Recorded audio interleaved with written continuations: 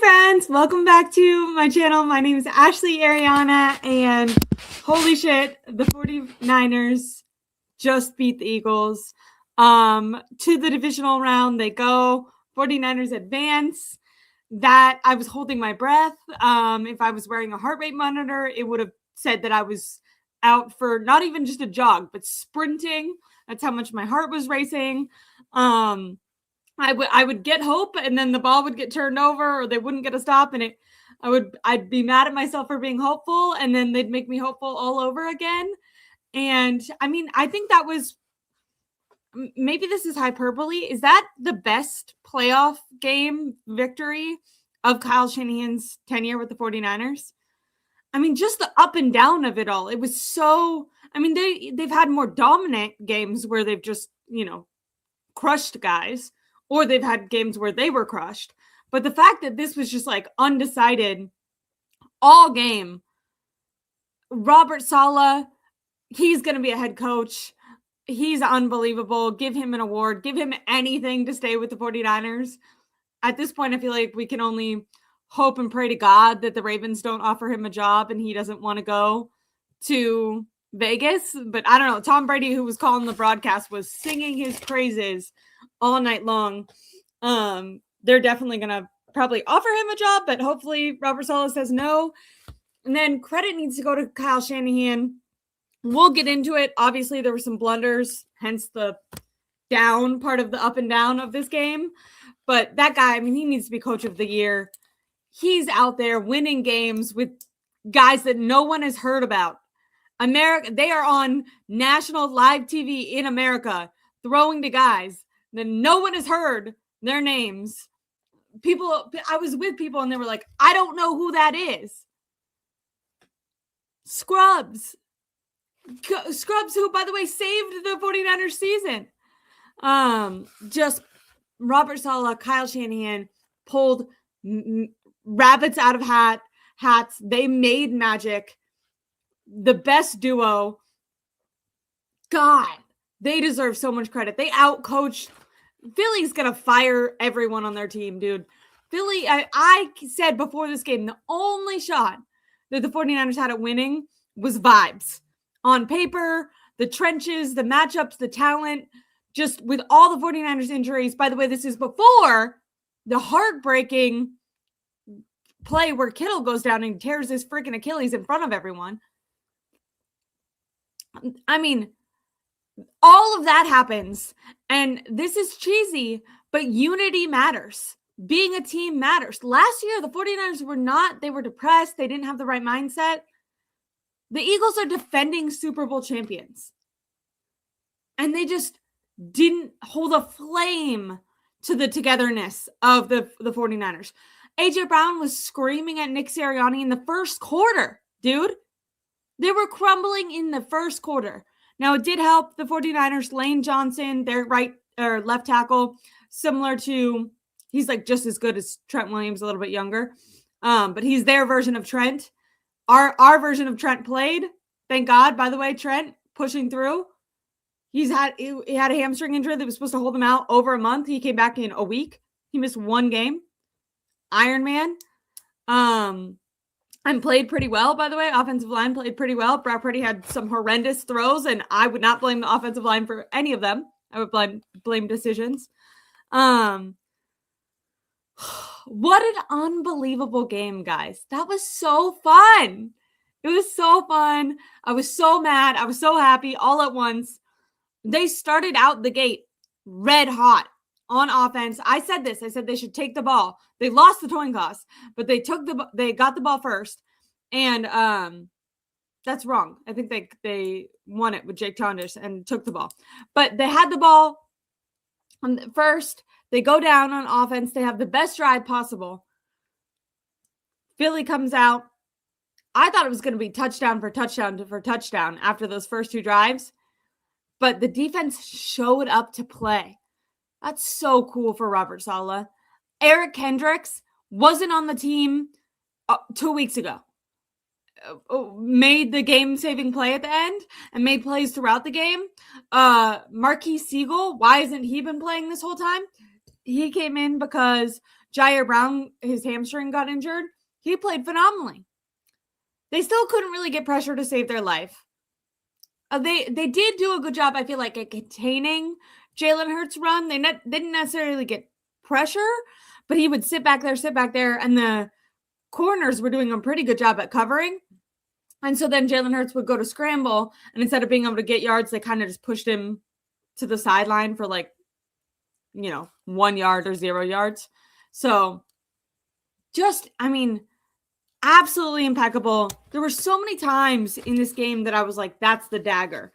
When Brock Purdy threw the interception, you're just like, oh my God, dude, you can't have that. When George Kittle went down, I was like, that's it. You can't ever, the injuries that this team has.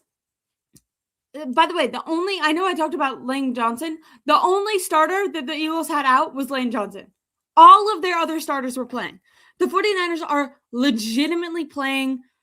Malik Turner was a wide receiver in this game.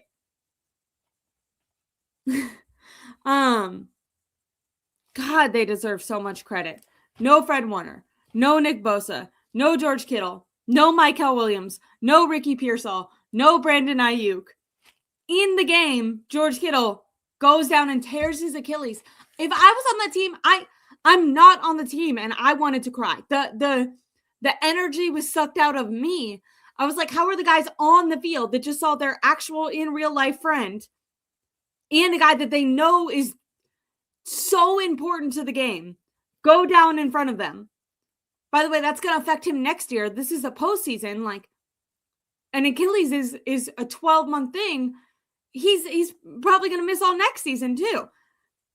But I want to be positive. But I'm just saying, they did all of that. And then Brock Purdy's next throw was down the field, explosive, to Demarcus Robinson, who, by the way, had a coming out party tonight.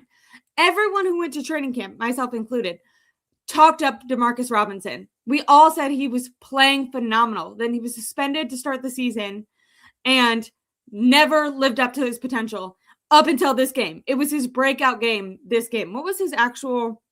I'm sure I have it saved. Don't drop my phone. I'm sure I have it saved. Do I have it easy to access? I can't. I'm so excited, guys. 23-19. I can't breathe. 49ers are going to go to Seattle. They've beaten Seattle once this year. Now, they also lost horribly to Seattle. I feel like I saved so many things, and because I saved so many of them, I can't find them all. Let me see. What if I just used Google? That might be easier. Demarcus Robinson had 6 receptions for 112 yards. He averaged 19 yards per carry. Had a touchdown. His long was 61 yards. Christian McCaffrey right behind him in the receiving game was incredible. Averaged 11 yards per carry, 6 targets, 2 touchdowns. Now, the run game was horrible. Christian McCaffrey in the run game had 15 carries, averaged 3 yards per carry. Brock Purdy also ran the ball a lot, which I think was helpful. On the stat sheet, it doesn't look like he didn't average a lot because he's not a running back. But I think his scrambling was actually helpful in keeping plays alive. I know in the fourth quarter, after his second interception, it was like, please just don't fuck it up, dude. Because the 49ers defense held the Eagles to, by the way, 0 points on the first interception, and then to a field goal on Brock Purdy's second interception. And so they get the ball back, and you're just like, don't, just play it safe. Just live to see the next down, minimize the bad play, throw to the sticks. You got this. There was nothing open, and Brock Purdy looked for 1 second like he was gonna just chuck it into coverage. But he didn't, and he scrambled, and that was a really good decision. And I was like, see, more of that, Brock Purdy. Sky Moore also was involved. We see now why they had that trick play to Sky Moore last week that didn't work at all, and everyone was like, why did they just do that? It was setting up. So they had it on film that they were going to do that underplay. And so that's what the Eagles thought they were doing when JJ ended up going to run the ball. But instead of running, Bam! In the bucket to Christian McCaffrey. This is now Juwan Jennings' second throw and touchdown to Christian McCaffrey in the playoffs. Fun fact, Juwan Jennings has more touchdowns in the playoffs than Derek Carr does. God, that was when you knew Kyle Shanahan was in his bag. And what's fucked up about that is the second interception actually came after that, if I'm right. But Kyle deserves so much fucking credit for this game with his quarterback going absolutely rogue and insane and being the worst player on the team. You got Demarcus Robinson, who hasn't done anything since training camp and is like 47 years old making TikTok dances. And he's somehow playing better. Kendrick Bourne pissed me off today. Going into halftime, they didn't have any timeouts, but they had time left. And he didn't know how to get lined up correctly. And Juwan Jennings, he made up for it with his touchdown. But Juwan Jennings like slow jogged back to the freaking huddle. I'm like, hurry up. They wasted like 20 seconds. So they did a lot of stupid shit. They wasted a lot of timeouts, not being able to get the right play call off in time. I think some of that might have had to do with the fact that Philly is super loud. In 99% of percent of stadiums, 49er fans travel. I go to a ton of 49er games to cover them, and 49er fans are everywhere. And usually they're really loud and they can kind of take over a stadium. That did not. Their crowd is unmatched. Everyone talks up the Seahawks. They say the 12th man, right, is supposed to be louder at Lincoln. I think Philly is much louder than the Seattle Seahawks. Now, knock on wood, hopefully I don't have to eat crow next week. But they got to get whatever headset, whatever shit figured out so that they don't waste a shit ton of time, commit penalties, and have to waste timeouts the way they did today. But yeah, I think, like I said,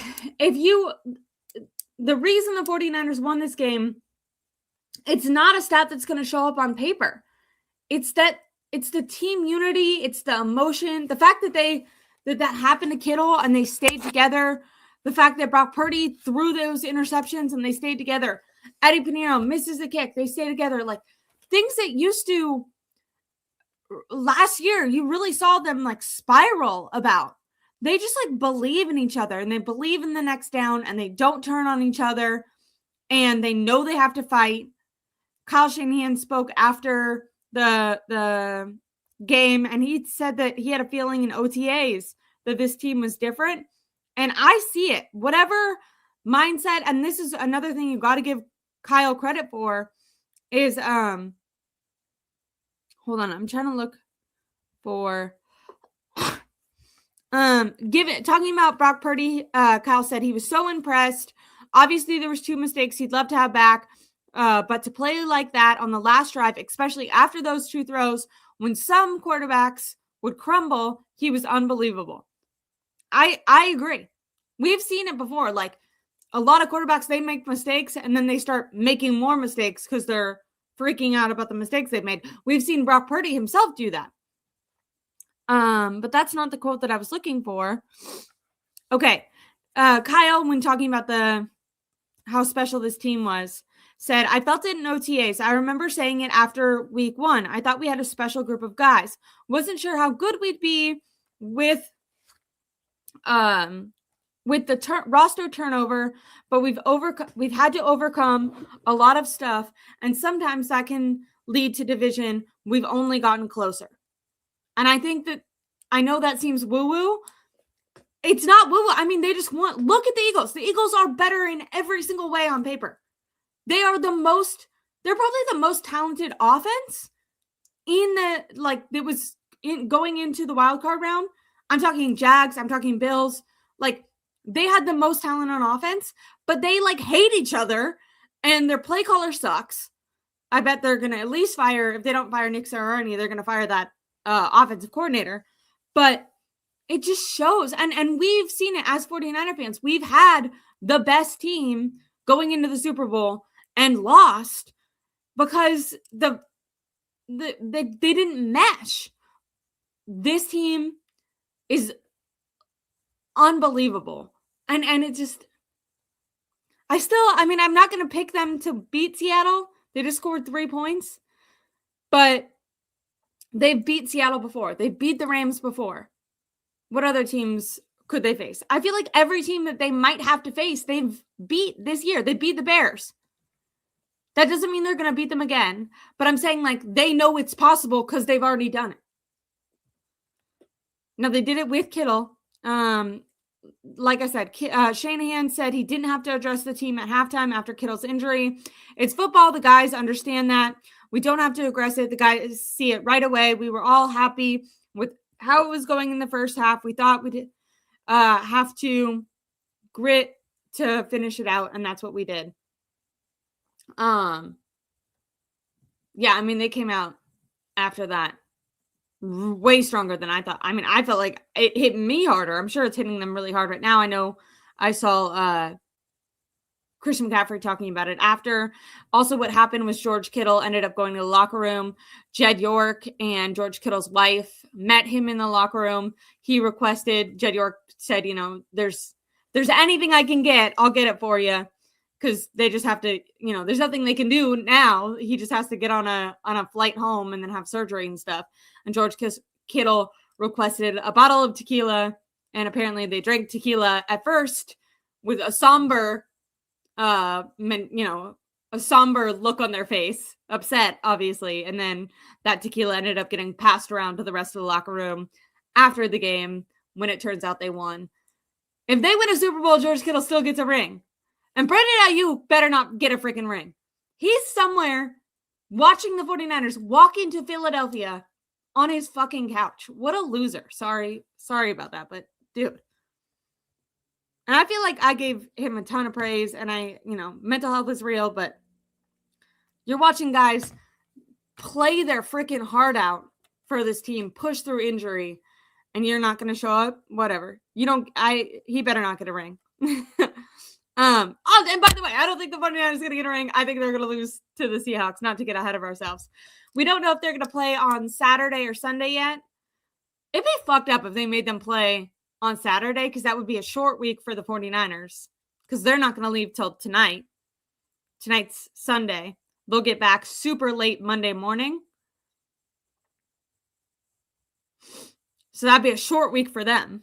They'd have to go in on Tuesday, which is normally their off day, if they played on Saturday. And the Seahawks have had just had an entire, because they got the number 1 seed, so they've already been resting for a week.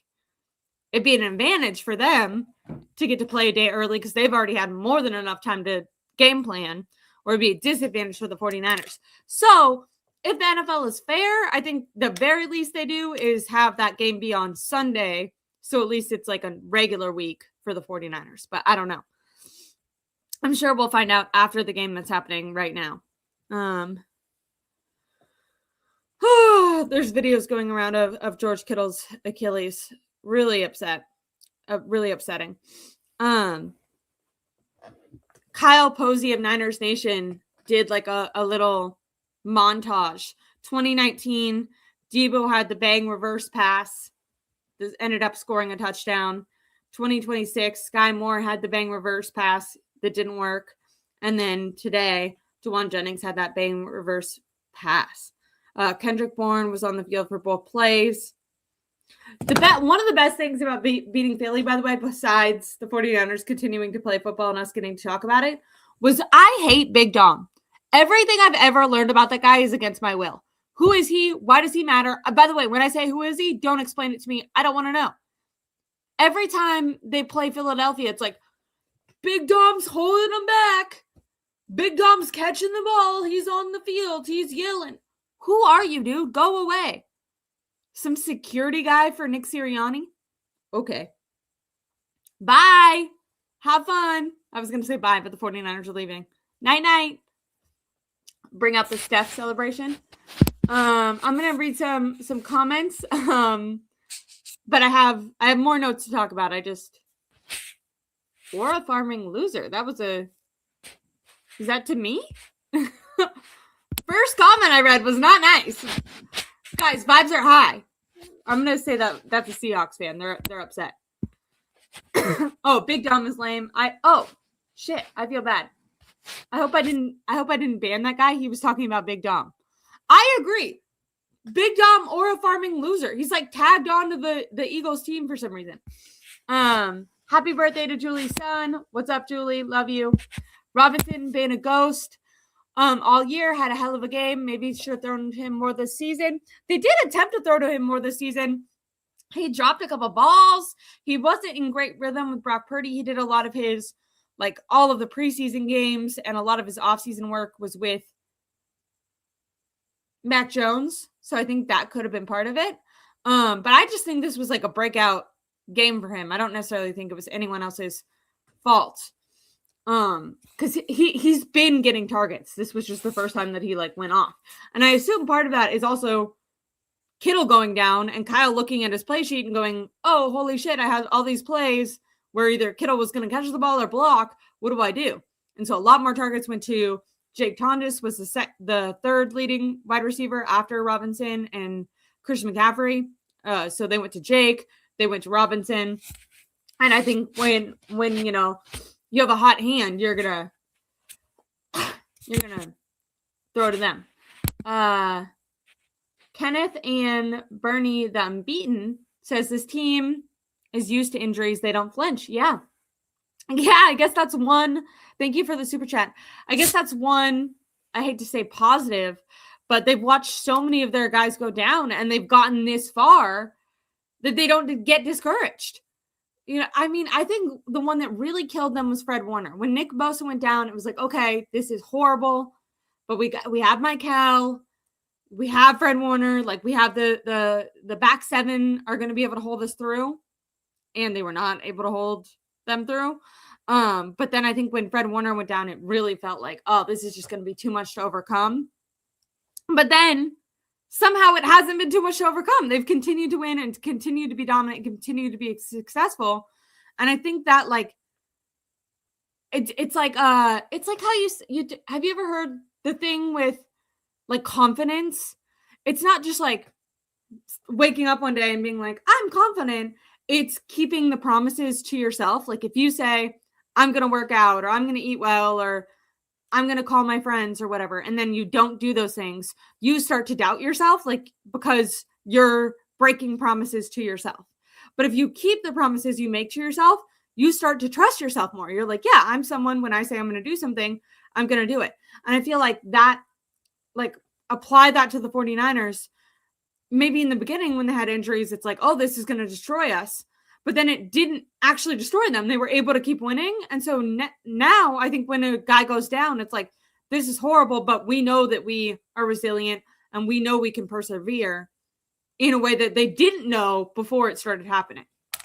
But yeah, it's going to be hard. It's going to be hard because I do think Seattle's weaknesses is supposed to be tight ends. Now, Jake Tondes can catch the ball. So,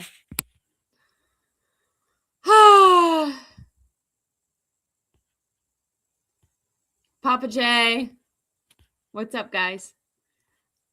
I want to say hi to Kendrick. Can't get enough love.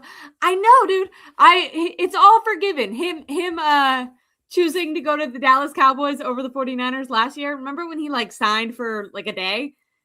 I don't think it was actually official yet, but it was like announced by Adam Schefter and Ian Rappaport. Matt Mayoko was like, Eric Kendricks is coming to the 49ers. And then it turned out he'd like rather go sign to Dallas. Now I do think Dallas just paid him more. It's all forgiven. It's all forgiven. The one thing, I mean, obviously Robert Saleh, incredible. But I think someone's got to ask him why he didn't play Siegel earlier. Siegel played phenomenal this game. Sad for Kittle. Eric Gomez says, me too. And that's what I'm talking about when I talk about like emotional heartbeat. Like stuff like that is hard to get over. We will probably trade most or all of our older players. I mean, Kittle is signed through 2028. I think maybe like to the end of 2029, he's like on the 2028 season, he has like fully guaranteed money. So you're not going to sign someone, or you're not going to trade away someone who has fully guaranteed money. I mean, also, I think Kittle wants to be like a Niner for life, but they're going to have to draft. What's shitty is they're going to have to, like, their core, they're going to need Kittle. They're going to need a replacement for Kittle, so a tight end. They're going to need a replacement for Trent Williams, so a left tackle. They're going to need another running back, even though, I mean, I don't know, maybe Jordan James becomes something next year. They really like Oregon guys. They've been scouting Oregon players. Jordan James is from Oregon, but he never plays. Wide receivers, I mean, Brandon Ayuk, obviously, they're going to, trade or cut him. Not trade, but cut him. Ricky Pearsall, no offense, can't stay healthy. So what's shitty is I think they're going to have to spend a high draft pick on a wide receiver, which feels like a waste because they keep doing that and not hitting on the guy. But this is ahead of time. We're celebrating right now. We don't need to talk about the draft yet. If the 49ers win a Super Bowl, I don't care if they have a down year the next year. But I don't think they're winning a Super Bowl. I'm not trying to be Coach of the Year with all the injuries. Completely agree for Kyle. Now, it is a regular season award, and I do think he kind of lost it in that Week 18 game, but maybe he won't get it in reality, but in our hearts, he's going to be Coach of the Year. I never understand why awards don't, why are they only for the regular season? Why are they not for the playoffs? I feel like the playoffs are the most important games. That's when the awards should really... But maybe there should be like separation. I guess the idea is there's probably some teams that don't make the playoffs, and you want to award them for what they've done. But at the same time, it's like if you don't make the playoffs, maybe you shouldn't get an award. I don't know. That's maybe that's controversial of me. I understand. I think the thing with Coach of the Year is a lot of times it goes to the coach of a team that's like over performed expectations, but maybe is like a bad team. And so maybe they don't make the playoffs, but if they've won, if it was like the Titans or the Raiders who have won like one game in the last multiple years, and all of a sudden they've won 8 games, even if they miss the playoffs, that guy might be Coach of the Year. So maybe that's why it's not like a playoff award. And I guess the way you would think about it is like, then all the awards would go to the team that was in the Super Bowl, because you would always argue that the team that won was better. So anyways, I think I just talked myself out of my own argument, but I do think Kyle Shanahan and Robert Saleh, like as a pair, should... I'm so worried the 49ers are going to lose Robert Saleh, but we don't have to think about that yet. But don't you feel like this solidified it? Brady was like, could not contain himself when talking about the magic that Robert Saleh was making. And we know that he's a part owner of the Raiders and has personally asked to interview Robert Saleh. I think, by the way, those interviews start like next week, which is kind of fucked up that they happen during the playoffs. I know we could have had Warren at 11. Yeah. By the way, Colton Loveland on the Bears, that game yesterday, he's also been incredible. Saleh turning lemons into lemonade. Best coaching duo ever. I know. That part of me is like, Robert Saleh wants to be a head coach, so I know that this isn't going to happen. Like, he would have to fail as a head coach in order to come back. Like, he's not going to choose to not try. But part of me, I'm like, can't you just accept that you were meant to be a defensive coordinator, Robert Saleh? Because you're so good. Like, the pair of you is so good. But he wants to be a head coach. I bet he's going to try to match up with Mike McDaniel since the Dolphins let go of him. And I do, like, I always root for former 49ers coaches unless the 49ers are playing them. So I hope he's successful, because I know, like, if that's what he wants to do, I want him to do it. But just as a selfish 49er fan, I don't want him to leave, if that makes sense. Can't believe people were trying to blame the defense against Seattle. Yeah, I mean, that was kind of bullshit. They gave up 13 points. Obviously, there was kicker issues. So maybe, it could have been closer to 19 points. Your offense needs to score 19 points in order to win playoff level games. I know that was week 18, but week 18 is a playoff level game. They were fighting for the number 1 seed. I can't believe the 49ers are still playing, by the way, guys. I thought they were going to lose. I feel like an idiot. I knew the vibes were rancid in Philadelphia. They're worse than I thought. Those guys are frauds. They weren't good on offense. They couldn't run the ball. Their wide receivers were dropping like crazy. Jalen Hurts wasn't scrambling for anything. Their defense wasn't getting stops. Like, I guess they turned the ball over twice. 49ers cannot turn the ball over to save their life. That's the one thing. They can cover sometimes, but they cannot. Like, an opposing quarterback can throw a ball into the defender's chest and he will not catch it. So, but I think the one like positive thing about interceptions is they're more fluky. Last year, the Detroit Lions defense was really good at catching interceptions. This year, they kind of came back to normal, and the Lions missed the playoffs. This year, the Bears, everyone, when the 49ers were facing the Bears, everyone was like, their defense. Their defense sucked. They couldn't cover. They couldn't get pressure. The reason that they're considered good is they lead the league in turnovers. So obviously that's an important stat, but like turnovers, I feel like are fluky game to game. So if you're bad at everything else and you don't get a turnover, then you're going to be bad. If that's what you're relying on. You know what I mean? They're not well-rounded, is what I'm trying to say. No, the 49ers aren't well-rounded either. So, Eric says, yeah, that's not what I meant to click on, but thank you. Sirianni. Did you see Sirianni losing his mind over AJ drop? Yeah, I mean, I don't know. AJ Brown dropped the ball like 3 times after he got into it. Someone said we're 1 game out of Fred Warner being fully back. I have been trying to kill this narrative since it started because John Lynch like 5 weeks ago went on some radio show and was like, maybe there's a chance, like Fred Warner's fighting for it.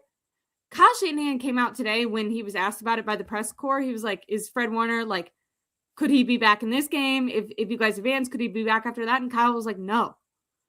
Even John Lynch, 5 weeks ago, when he brought up this theory that Fred Warner is, gonna defeat all the odds and come back, he was like, the trainers say it's impossible, but Fred's gonna try.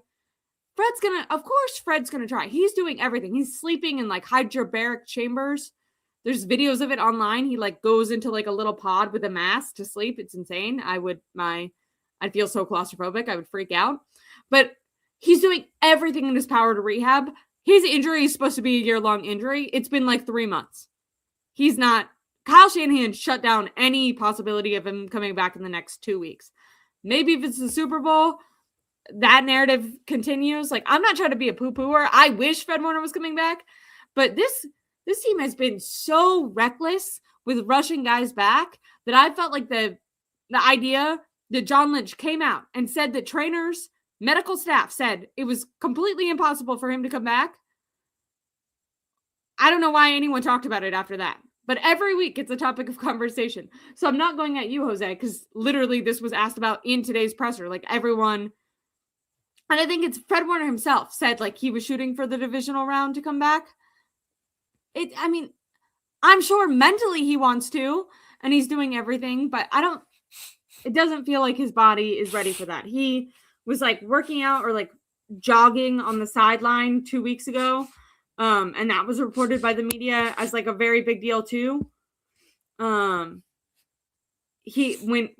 then like the media made that a big deal. They tweeted about it like, oh, Fred Warner's out here. Fred Warner's out here. Then they went and talked to Kyle and they were like, is Fred Warner, doing some individual practice drills? And Kyle was like, no, he's doing his rehab just on the sideline. Like he's not participating at all or able to do the level of practice or even walk through practice that the 49ers are doing right now. And I feel bad. I love Fred Warner. I understand like Fred Warner, like I know why this is a narrative because if someone's going to defeat all the odds, it would be Fred Warner.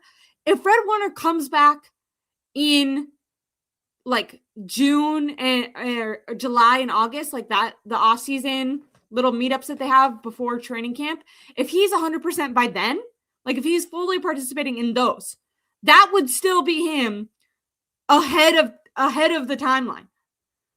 So like if July is ahead of the timeline, then how ahead of the timeline is January? I'm just trying to be a little bit of a realist.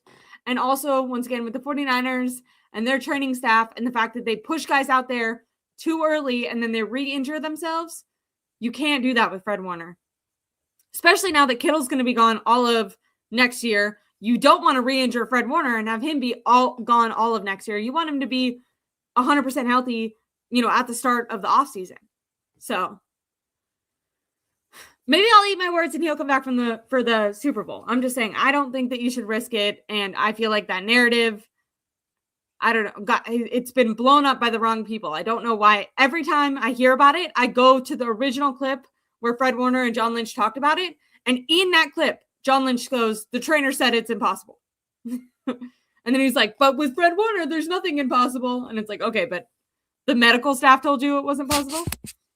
49ers Poker, what's up, says, Kyle said Warner won't even practice this week. If he isn't opening the practice window, he won't be back at all, as it could open risk for needing to rehab longer if there's re-injury. Completely agree. That was a much more succinct way of saying what I was trying to say.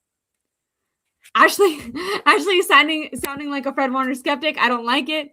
I'm not. If he comes back, I will totally celebrate it. If he comes back and doesn't get hurt, I will celebrate it.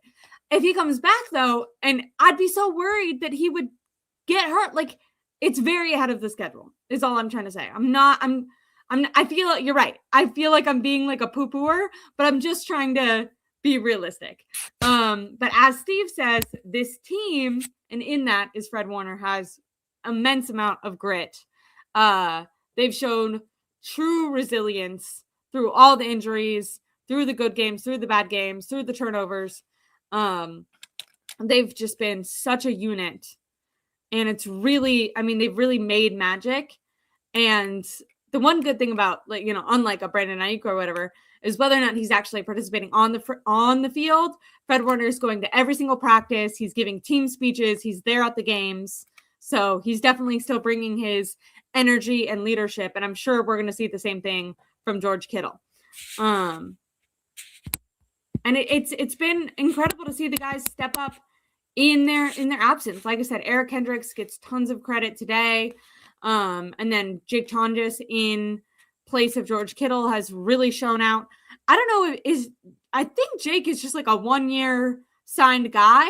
It'd be great if they could lock him down. Like, I know that they're probably going to draft a tight end, but they need someone at least to be on the roster, because you never know if like a guy you draft might need to take a little bit of time to like get into the NFL. Like the trend going from college to the NFL can sometimes be difficult. I know Tyler Warren and Colson Loveland has made it look like a total breeze, but those were top 15 picks.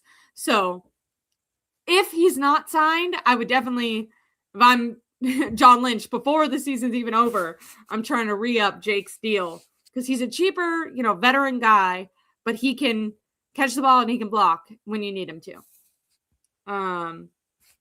Chosen says no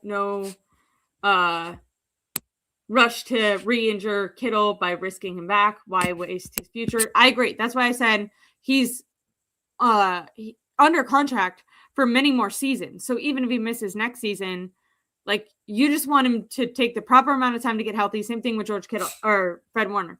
Two guys that are signed long-term to the team that you assume they probably want to retire as 49ers or be with the 49ers for as long as possible. You want them to take the appropriate amount of time to rehab and then come back when they can be 100%. But Julie says, when was that said? I think you're probably talking about John Lynch. It was like the first time it was on not KMBR, but the thing that Matt Mayoka does, and NSNBC. It's the TV network that works with the 49ers.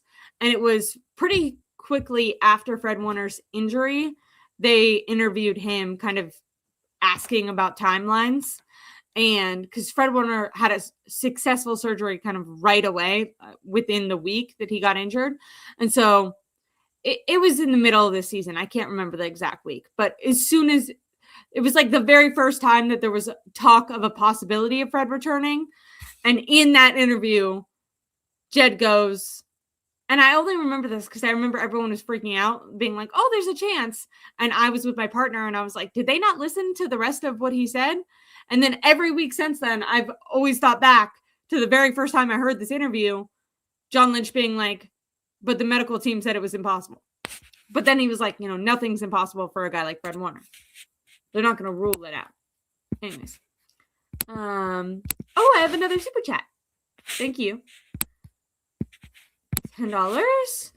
Joe JC says, could not have come against a more satisfying team. You were right last week. The season wasn't over. I love talking about 49ers football. I didn't want it to be over.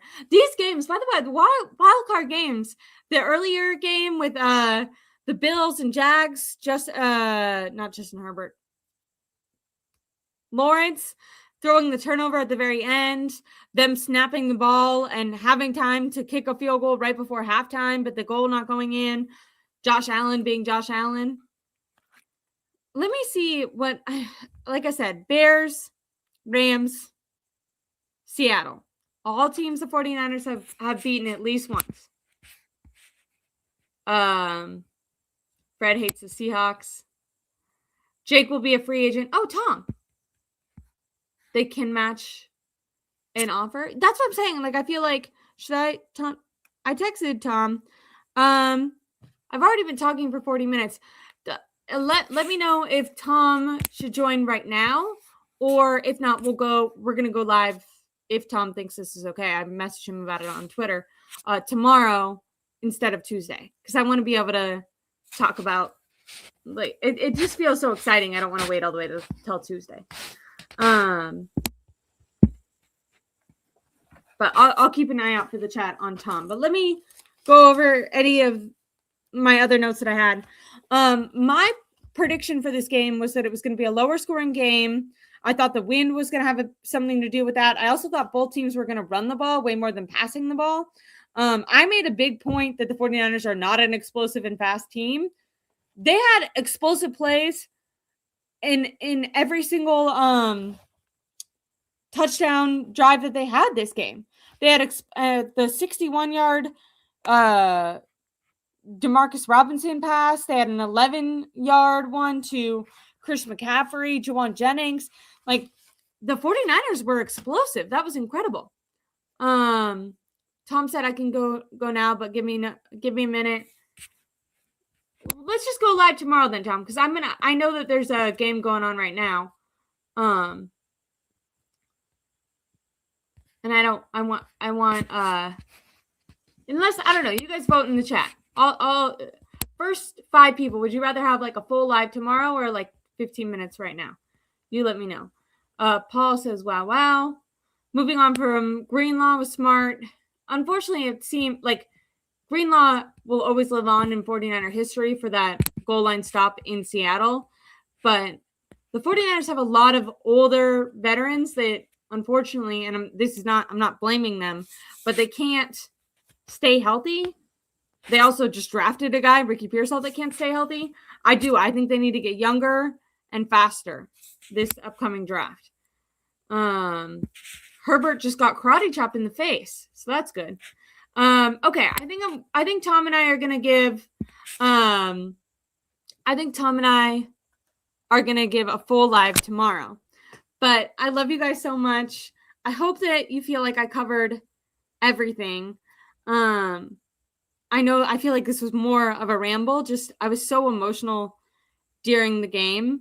Hold on. I'm gonna message him just to is tomorrow. This is real good podcasting, messaging in the middle of it. Better.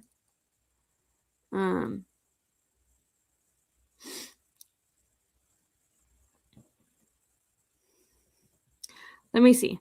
After not playing for basically 3 months, Ricky Marquis-Siegel tied the 49ers team high for 7 solo tackles. He was in the open field multiple times and made the play every time. 0 missed tackles, an impossible spot to be thrown into, answered the bell.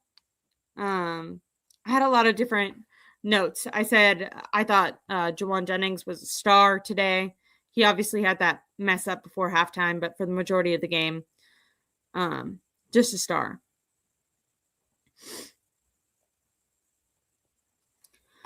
All week you heard about how the Eagles were supposed to flip the switch because it's playoff time, but that's not how the NFL works. They were outmanned both sides of the ball. Niners outgained them by nearly 2 yards per play. They held Philly to 5 of 16 on third downs. Philly, by the way, coming into this game was worst in the league on third down, and that continued. They stopped them twice on fourth down. Those plays were pissing me off, though.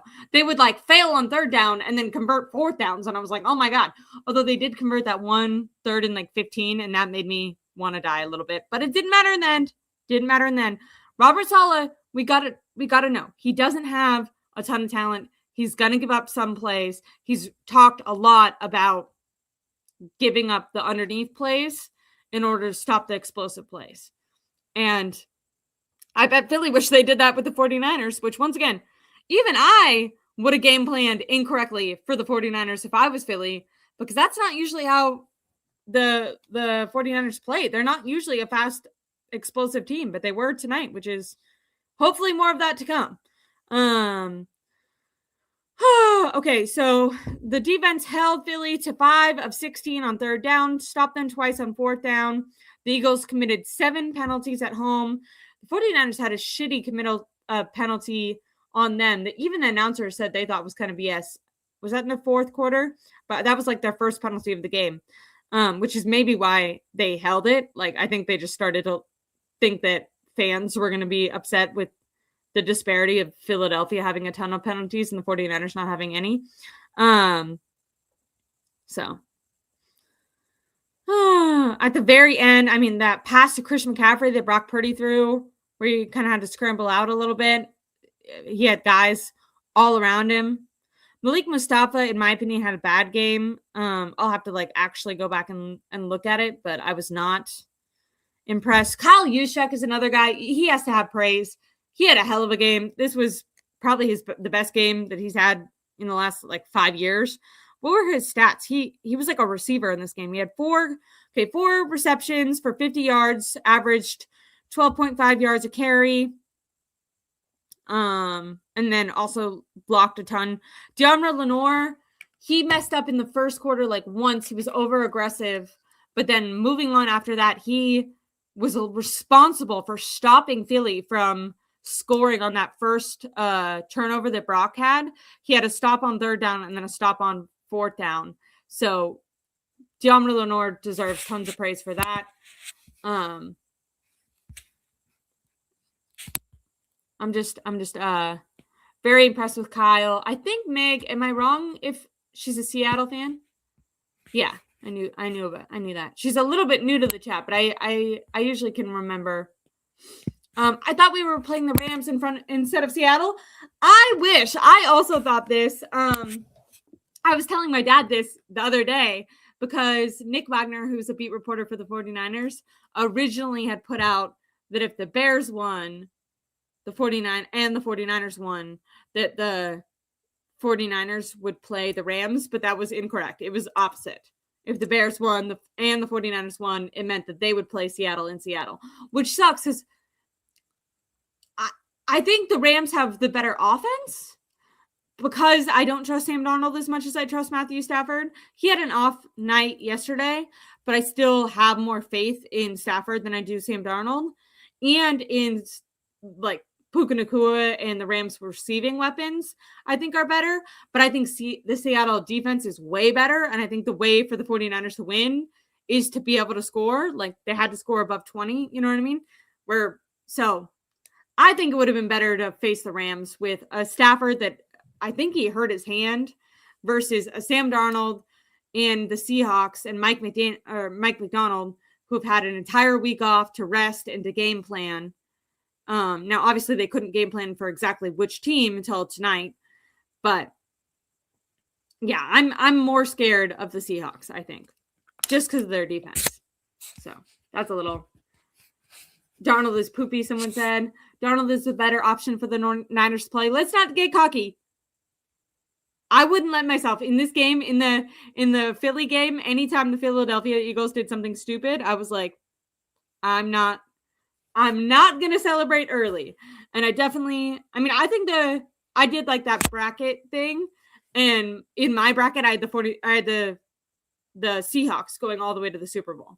So, Sam Darnold hasn't really put up the like stinker game that he's kind of known for this season, right? Like maybe that Rams game that they had earlier this season, but he ended up turning it around and winning that game. We need Pearsall back versus Seattle defense. I don't know if he'll be back, but it would be helpful, I'm sure. Kyle, he was limited all week, but he did not participate. What's kind of weird is last week when they played on Saturday, Kyle said that if the game was on Sunday, that both Ricky and Trent would have been able to go. But clearly that wasn't right, because then they had a whole nother week and Ricky still couldn't go. Trent was able to go. But yeah, I'm not sure. They said that Ricky re-injured that PCL injury, which is a knee thing. And I think if your knee's not stable, you can't really run routes, you can't really stop, you can't really cut, you can't really turn, can't block. I hope he's out there. They need all the hands they can get. But yeah, I don't think we need Pearsall. He'll be rusty and he's not that good. I hate to say it, but I kind of agree with Julie. That being said, I could eat my words. Like, he could come back and have 6 catches for 100 yards. Like, we've seen him have those one-off games where he's really incredible and he shows why he was drafted highly. The only reason I say that's like a whiff or like a bad pick isn't like when he's on the field and healthy, he can play well and you can see why he's talented, but he's not on the field and healthy nearly enough for it to be worth it. Like, I'd be disappointed if that was a 3rd round pick, let alone a 1st round pick. But if I wouldn't, what I'm saying is if he can't play, I don't think it changes how I feel about the game. But if he can play, I'm not going to be like, don't throw him the ball. Like, I definitely would want to give him an opportunity. I'm just saying, if he doesn't play, to me, that's not going to be why they win or lose. Maybe I'm wrong, but he's buttery smooth. Get Ricky Pearsall in the hyperbolic chamber. Sorry guys, I'm a little bit stuffy. I've been like on and off sick for like over a month. That's because my dad, he got me sick. Seattle can rush 4, play 2 safeties at all times, which means last time we had nobody open, so we need speed, in my opinion. Yeah, and that would be why Ricky would be helpful. Jake's not really speedy, but I'm sure that they're gonna try to target him more because, like I said, the Seahawks struggle against tight ends. When I was reading that, I'm trying to think of like any person who's healthy, who the 49ers have that could be speedy. They're definitely not going to get, like, I know they opened up Jacob Cowing's practice window, but Kyle pretty much shot down any chance of him coming in and was like, he hasn't been participating in practice all year. We're not going to throw him in week 1 of the playoffs. I don't think he's going to have a change of heart for week 2 of the playoffs, but maybe I'm wrong. You sound and look a lot healthier recently. No worries. Thank you.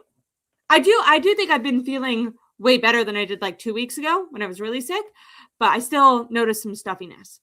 Anyways, I love you guys so much. I think I'm going to end it now because it's about an hour and I know that there's another game going on. Please give me a like and give me a subscribe. I'm going to I have to text. He was in the chat earlier, but I have to message Tom and see if I'll either go live with him on Tuesday or tomorrow. And I'll definitely go live tomorrow no matter what to recap the game. So if it's not with Tom, it'll be solo, and then I'll go with Tom on Tuesday. But Tom messaged me during the game because I think he really wanted to talk about this game. So I'm sure that we'll be able to go tomorrow. So yeah, I really look forward to hearing Tom. Tom's so, like, one, he's an expert on Seattle, and he's also really good at like looking out with what's happening with the defense. So he'll be able to tell us more about the safeties, because randomly, and I never ever wish for injury, but randomly Jair Brown going down and Siegel going in, I think actually helped that secondary. So it'll be interesting to get Tom's opinion on everything. Love you guys so much. I don't think we have like a rooting, dog in the fight with the game that's happening right now. I think by the way, have watched zero part of this game. Going into it, I think I assumed that the Patriots would win because I'm pretty sure that the Chargers are out like a bunch of defensive linemen and offensive linemen. But I also know that everyone has made a really big deal about the Patriots having a pretty easy schedule all year. So maybe them facing the Chargers is more difficult. This is me not knowing. Tom must have been proud of the safeties today. Pat's 3-2, 3-3 when I saw. Yeah. I think I predicted the Patriots would win, but I do think Justin Herbert's a really talented quarterback. I'm not sure. Go Chargers. Megan wants the Chargers to win. Got it. I love you guys so much. I'll maybe do a little like 5-minute reaction after the nighttime game, and I'll give you guys an update on if Tom and I are going tomorrow or on Tuesday. But like and subscribe no matter what, because I will go live tomorrow no matter what. It's also my partner's birthday on Tuesday. So I think that hopefully Tom and I can just go tomorrow. I think that will probably make more sense for everyone. But what's really exciting is I was nervous that the season was going to be over, and I was like, because last year Tom took a little bit of a break during the offseason, which totally makes sense. But I was like, I don't want to stop. I don't want to stop yet. And I really thought that the season was going to end. And I was like, I want to keep talking about football. And I'm so excited that the 49ers rallied together. Like I said, my takeaway, my word of the day or word of the game is unity. Last year, they were not a unit. This year, they are a unit. They are unity or resilience. You know what I mean? Both of those things. They've just been able to overcome so much and make magic out of nothing. So love you guys so much. If you haven't already, give me a like, give me a subscribe, and I'll see you guys very, very soon. So I appreciate it. Love you. Bye.